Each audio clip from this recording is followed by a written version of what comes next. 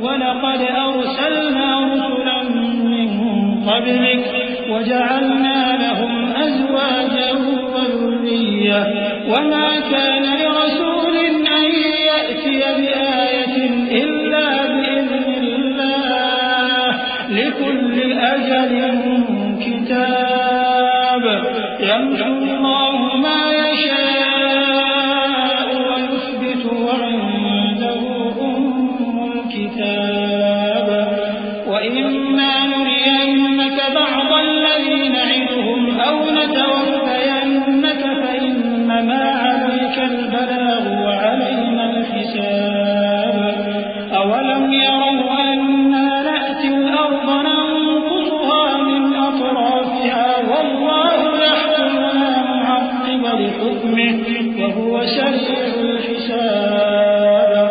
اور اے نبی، ہم نے تم سے پہلے بھی پیغمبر بھیجے تھے اور ان کو بیویاں اور اولاد بھی دی تھی، اور کسی پیغمبر کے اختیار کی بات نہ تھی کہ اللہ کے حکم کے بغیر کوئی نشانی لے آتا۔ ہر حکم قضا کتاب میں لکھا ہوا ہے۔ اللہ جس چیز کو چاہتا ہے مٹا دیتا ہے اور جس کو چاہتا ہے باقی رکھتا ہے، اور اسی کے پاس اصل کتاب ہے۔ اور اگر ہم کوئی عذاب جس کا ان لوگوں سے وعدہ کرتے ہیں تمہیں دکھائیں، یعنی تمہارے روبرو ان پر نازل کریں، یا تمہاری مدت حیات پوری کر دیں، یعنی تمہارے انتقال کے بعد عذاب بھیجیں، تو تمہارا کام ہمارے احکام کا پہنچا دینا ہے اور ہمارا کام حساب لینا ہے۔ کیا انہوں نے نہیں دیکھا کہ ہم زمین کو اس کے کناروں سے گھٹاتے چلے آ رہے ہیں؟ اور اللہ جیسا چاہتا ہے حکم کرتا ہے، کوئی اس کے حکم کا رد کرنے والا نہیں، اور وہ جلد حساب لینے والا ہے۔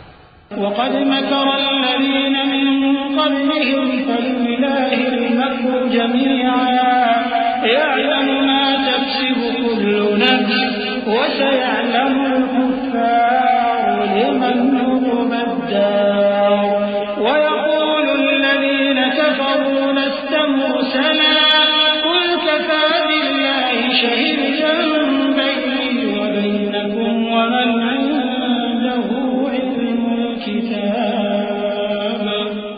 جو لوگ ان سے پہلے تھے وہ بھی بہتیری تدبیریں کرتے رہے ہیں، سو تدبیر تو سب اللہ ہی کی ہوتی ہے۔